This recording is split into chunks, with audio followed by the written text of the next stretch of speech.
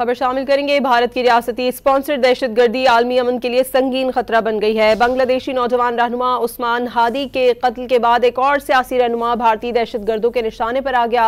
भारतीय फौज के साबिक मेजर ने बंगाली नौजवान रहनुमा हसनात अब्दुल्ला को अगली बारी तुम्हारी की धमकी दे दी है। एक ट्वीट में साबिक भारतीय कर्नल ने हसनात अब्दुल्ला की गर्दन में गोली मारने की धमकी दी।